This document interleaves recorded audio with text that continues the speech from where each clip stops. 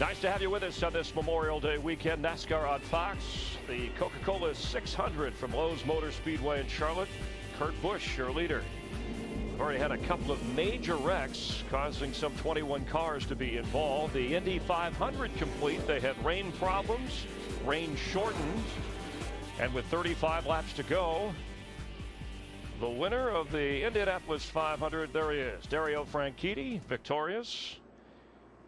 His wife, of course, the actress, Ashley Judd, and that's an Andretti car. Yeah, it's always good to have an Andretti, I guess, win right there. We see his wife right there, Ashley. She's really excited right there. Hey, what rain? What rain? We're winning.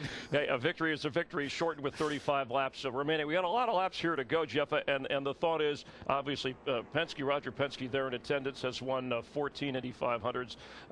No victory for him today, but Kurt Busch, his leader. The wrecks we've seen so far, is this about track conditions changing, tires, drivers adjusting early? It's a little bit of all the above. I mean, this racetrack has been treacherous all along, but when you have some bad things go wrong, just like happened with the 48 car, it kind of collects everybody else up. But we're getting ready to go back green right now, and Roger Penske should be at least be proud because he's at least leading this race at this point. And Jeff Gordon, points leader, out of this race. So let's head back upstairs and see where we go from here.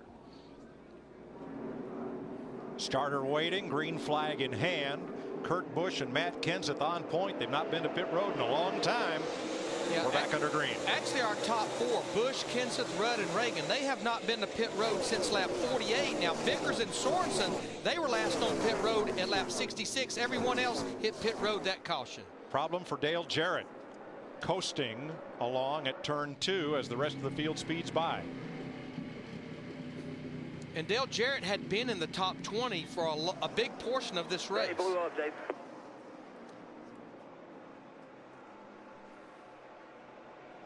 Sound like it, Jarrett said his engine let go. Yeah. You see Ryan Newman there in the 12 car, our pole sitter. Now he won the battle off pit road of the cars that pitted that time. But look, we've talked about him in early going. J.J. Yaley in that 18 car, staying right with him. Well, this kind of reminds me of the Formula One race with these guys out front. Oh, hot tires and low fuel. Check out if you can. I think Jarrett will make it back to pit road and a caution will not be needed. Now Kurt Busch has jumped out to a huge lead because Tony Raines got battling with Matt Kenseth. Raines was trying to get back on the lead lap, and now he's in position for the next free pass. The last one went to Kenny Wallace. And you know, we always talk about what can you learn in the All-Star Challenge that you can bring to the Coca-Cola 600. I think the thing we're seeing that these guys learn out front in clean air, regardless of what tires you have, is the way to go. Yeah, it tells you how scared they are to get back in this pack right now, though. They don't want to get back there and get torn up and wiped out. Dale Jarrett did coast into the garage and presumably out of the race. Carl Edwards has had an eventful day so far in that 99. Currently runs in 14th. He is the 4th highest Ford in the race. And all the trouble we've had over here for the last 10 days is always on restarts. So, you know, that's just another reason to stay out as long as you can when you're up front.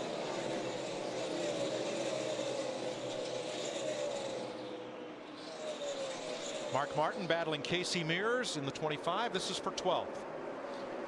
But I can't help but think what Mark Martin told Darrell as we talked to him under the pace laps.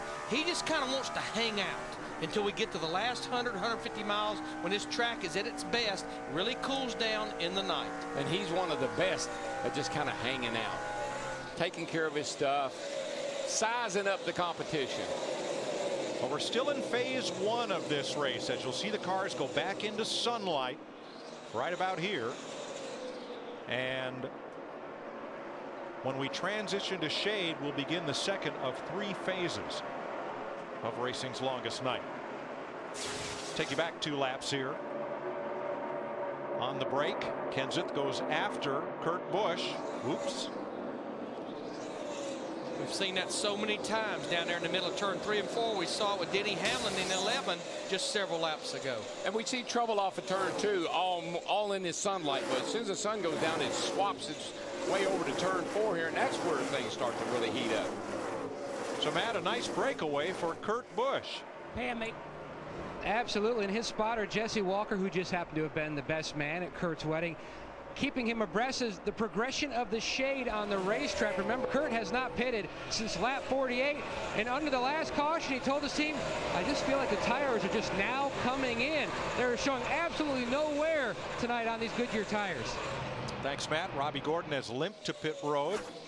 And again, we stay under green with Kurt Busch enjoying a 2.2-second lead on Matt Kenseth. And the rookie David Reagan, who has stayed out through these caution periods. He's well positioned in third. It's just really good strategy, but at some point in time, I know we've been under a lot of caution laps, right? So the fuel mileage is better there, but they stay green here long. These guys up front may be in trouble. Well, again, as I pointed out, they have spotted those other guys 30 laps of fuel. Now, there were a lot of cautions there, so that'll add to that number or actually take away from that number.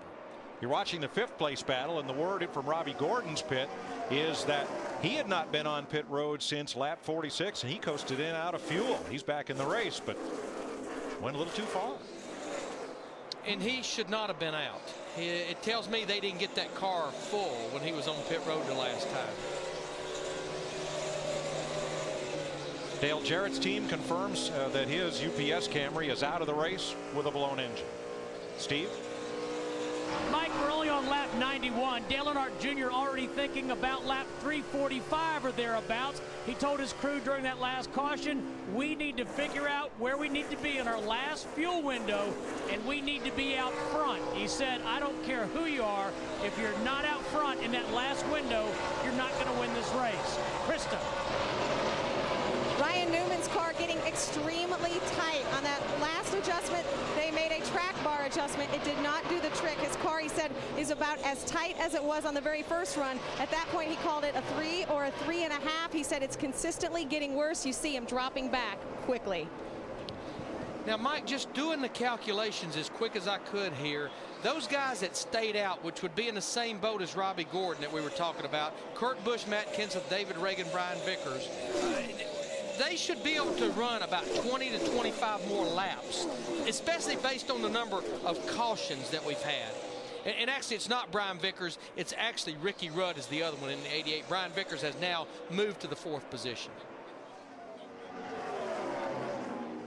But, you know, Darrell and I have talked about David Reagan in that 6 car so much. It's just like his confidence just keeps going up and up and up. And I have to stress at the top of the show, this car started dead last because they had an engine change after practice yesterday. Well, you know what? He's a classic rookie. He makes mistakes, but he learns from them. And I think that's where he's really gaining a lot of experience. He gets himself in trouble every now and then, but he seems to learn from it. Another car that I think is going to be a factor, surprise, is that 48 car. That team is the best I've seen at overcoming adversity. Had that tire problem, here he is fighting his way back. He's back up to 13th. Let's pay off our AT&T Virtual Crew Chief question. 78% of you say no. Jimmy Johnson will not notch his 6th Lowe's Motor Speedway win tonight and tie Bobby Allison and Darrell Waltrip.